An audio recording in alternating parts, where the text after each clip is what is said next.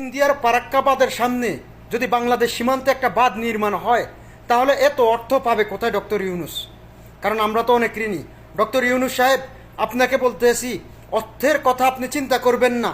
আপনি একটা অ্যাকাউন্ট খোলেন, আমরা প্রবাসীরা যা পারি ওই অ্যাকাউন্টে দেব।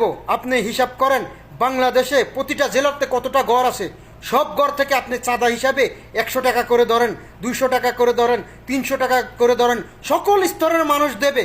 ডক্টর ইউনূস সাহেব, বাংলাদেশে যে মোবাইল কোম্পানিগুলো আছে এক সপ্তাহ তাদের যে এক সপ্তাহের মধ্যে তাদের যে পয়সাগুলো হয় ওই পয়সাগুলো আপনার আওতায় আনেন। ডক্টর ইউনূস সাহেব, আপনি যদি ডাক দেন, আপনি এখন মানুষের সরকার, জনগণের সরকার, আপনি যদি ডাক দেন যে এই কাজটা করতে হবে, এ বার্তা নির্মাণ করতে হবে, তাহলে বিশ্বাস করেন কে আওয়ামী লীগ, কে বিএনপি, কে জামাত, কে জাতীয় পার্টি, কেউ কোনো কিছু চাইবে না। অনেক মানুষ নিজে শ্রম দিবে টাকা ছাড়া, বিনা পয়সা ছাড়া। আপনি সকল মানুষকে ডাক দেন, সবাই একত্রিত হবে। কারণ এই বার্তা আমাদের সবার সবচেয়ে আগে প্রয়োজন। এই বার্তা যদি করতে পারি আমার দেশ উন্নত হবে। এ বার্তা যদি করতে পারি আমার দেশ সোনার দেশ হবে।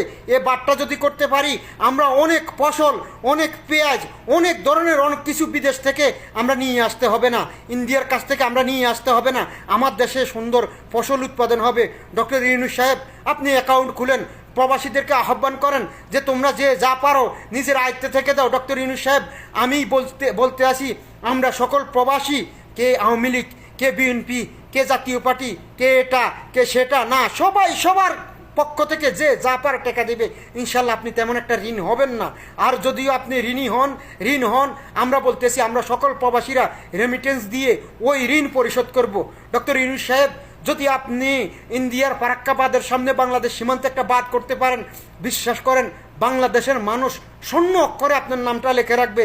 আপনি হয়তো বাঁচেন আর মরেন, দেশে থাকেন আর না থাকেন, বাংলাদেশের মানুষ চিরকাল আপনাকে মনে রাখবে।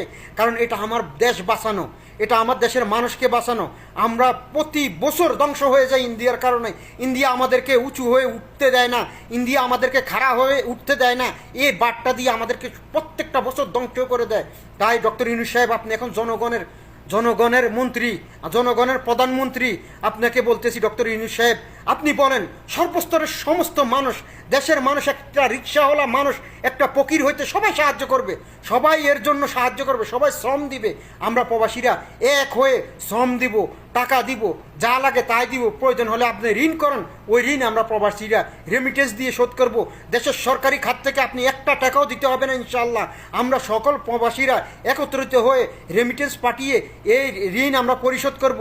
ডক্টর ইউনূস সাহেব, আপনি দেশের মানুষের প্রধানমন্ত্রী। আপনি যদি এই কাজটা করতে পারেন, বিশ্বাস করেন দেশের মানুষ নয় পুরো বিশ্বের মানুষ আপনাকে চিনবে। আর দেশের মানুষ স্বর্ণ অক্ষরে আপনার নামটা লিখে রাখবে ইনশাআল্লাহ।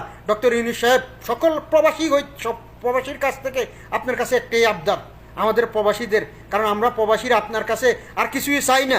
প্রবাসীদের একটাই আবদার, আপনি বাঁধ নির্মাণ করেন, প্রবাসীদের বলেন অ্যাকাউন্ট খোলেন, আমরা ইনশাল্লাহ যে যা পারি দেব। আর যেটা ঋণ হবেন আপনি, ইনশাল্লাহ আমরা প্রবাসীরা রেমিটেন্স দিয়ে পরিশোধ করব। এই বাঁধটা আমাদের সর্বপ্রথম দরকার, সবার আগে এই বাঁধটা নির্মাণ করা দরকার। যদি এই বাঁধটা নির্মাণ করা হয়, আমার বাংলাদেশ বেঁচে যাবে, আমার বাংলাদেশ সোনার দেশ হবে, আমার বাংলাদেশ ফসলের দেশ হবে, আমার বাংলাদেশ মাছে ভাতের দেশ হবে। আমার কোনো কৃষক ভাই আর কান্না করতে হবে না, আমার কোনো ভাইকে আর পানির উপরে কবর দিতে হবে না, আমার কোনো ভাই আর পানির কারণে অসুস্থ হয়ে মরবে না। আমার দেশটা সোনায় সোনায় ভরে যাবে। ডক্টর ইউনূস সাহেব, আপনি দেশের একজন প্রধানমন্ত্রী। এখন আপনি কারো প্রধানমন্ত্রী না, দেশের জনগণের প্রধানমন্ত্রী। দেশের জনগণের কথা চিন্তা করে আপনি বাঁধটা নির্মাণ করার ব্যবস্থা করেন। সকল প্রবাসীদের কাছ